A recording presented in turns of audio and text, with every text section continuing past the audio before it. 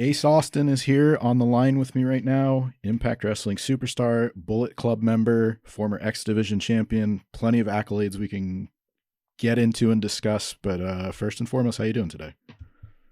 Oh, I'm doing great. I am doing great.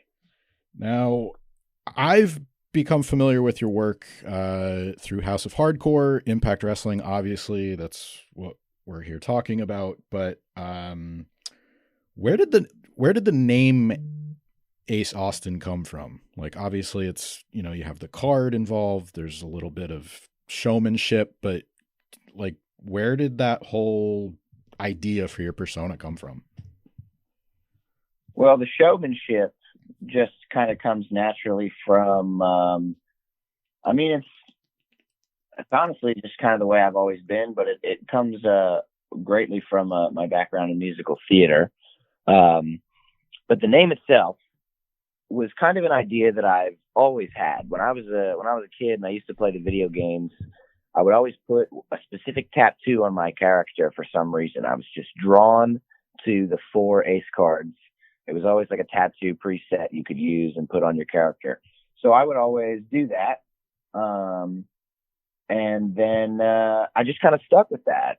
I've always wanted to be a wrestler since I was a kid. So every year, I'd get the new game and I'd make my character and I would always do the tattoo. So I kind of always imagined myself getting that tattoo one day. And at some point when I was a kid, it kind of just sparked the idea to create this Ace character. So I knew I wanted to be some version of an Ace Austin, but originally I used my full name. I called myself Ace Austin Hiley. And the people that I worked with at the beginning at the Samoans and a lot of my peers, they all kind of suggested that I drop the last name. It just really didn't flow with it. And I was reluctant at first because, I didn't want to change anything, but they were right. I mean, Ace Austin by itself flows a lot better and it's alphabetical. It puts me at the top of most lists with the AA. So yeah, it was just an idea that I had based off of this tattoo that I have. I did get the tattoo on my shoulder, of course. I have it on my left shoulder now. But yeah, it just kind of sparked from that idea of getting a tattoo. Okay, so that I wasn't expecting such an in-depth answer. I appreciate it. Any inspiration from like Gambit? Because I'm sure you've heard that before, but like any X-Men Oh yeah, fandom? that was kind of accidental. That was accidental. I really wasn't going for Gambit at first, but when I chose my color scheme and I put the whole presentation together, I started training when I was 17, and I had the idea. I still had the idea then, and I got my first set of gear when I was still 17, and then I debuted when I was 18. That was the rule in Pennsylvania at the time.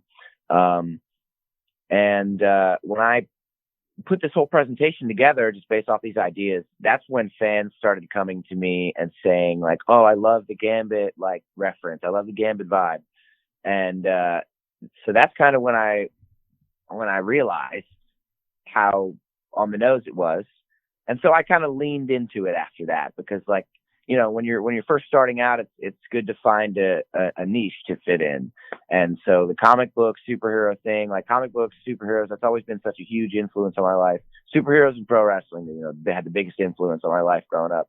So it was a great way to kind of to just lean into that, merge the two. And it really helped me get my feet off the ground and it helped me a lot with merchandising and so, yeah, it all worked. Yeah, the comic book and the just artwork in general, I noticed is, a really big way that you've been able to connect with people.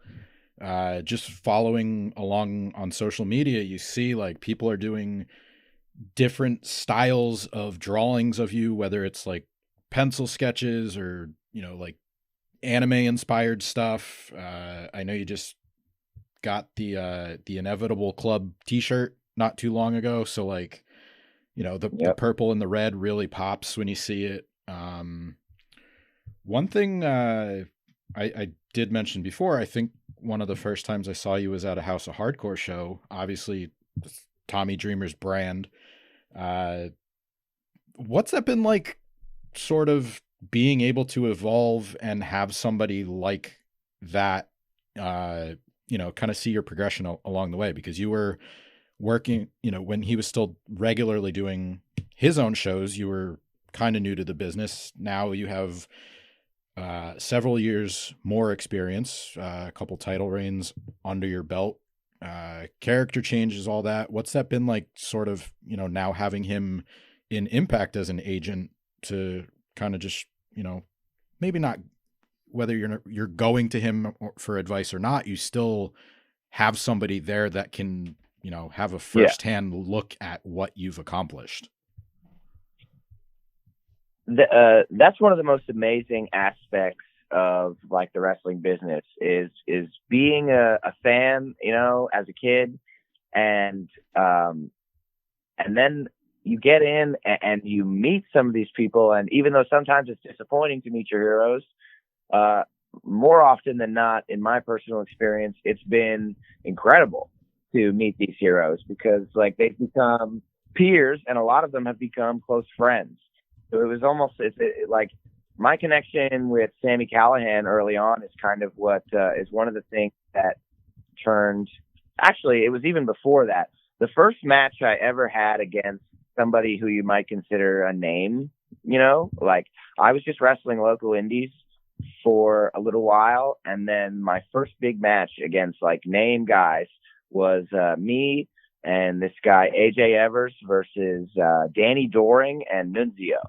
Okay. And it was at this local indie show in Pennsylvania. I think it was late 2016. I think it was August 2016. And I had this match, and afterwards, Danny Doring came to me in the back, and he said, "You know what, man? Like, I don't really like doing a lot of indie shows, but I had a lot of fun tonight, so thank you for that." And he was like, "I'm gonna tell Dreamer about you because we do this House of Hardcore thing in Philly, and yada yada." And so he's the first person to drop my name to Dreamer. And then Dreamer kind of had his eyes on me after that. And then like when I built my relationship with Sami Callihan out in the Midwest, that was just kind of him and Sami have this connection. So it almost made it, it elevated me in Tommy's eyes that I was getting over with Sami. And then Tommy finally gave me opportunities out with House of Hardcore, and it all just worked out really well. So yeah, Tommy's been one of the longest, like, consistent peers I've really had to look to for so many years now. And it's awesome. Getting to speak to him on like a person to person level is really kind of unbelievable, especially looking at it from a perspective of, being a kid, being a fan. Yeah, he's been pivotal. I mean, he's always been a great source of knowledge and advice. Mm-hmm. So definitely always been helpful.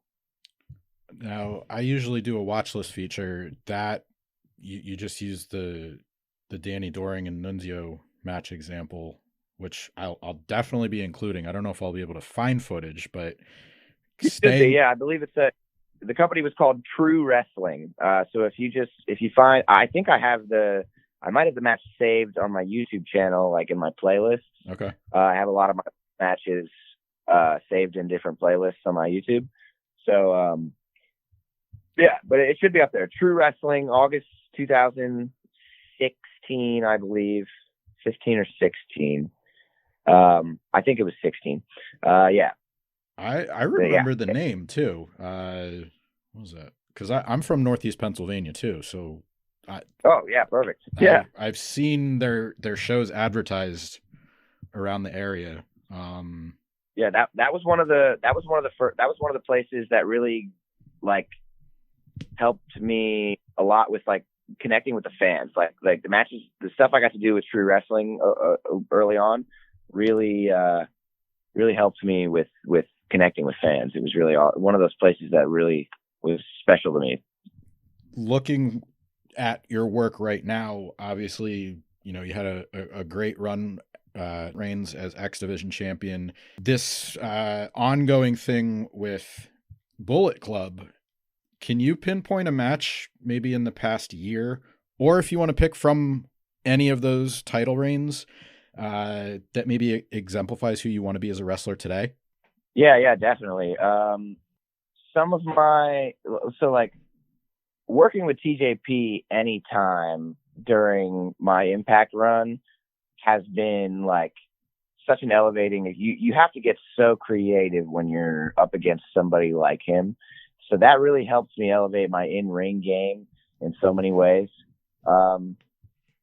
As far as my like most recent X Division title run goes, there's one match that I had with Josh. I mean, we had several and they were all amazing, but there was one match I had in particular with Josh Alexander. I can't remember exactly which one it was.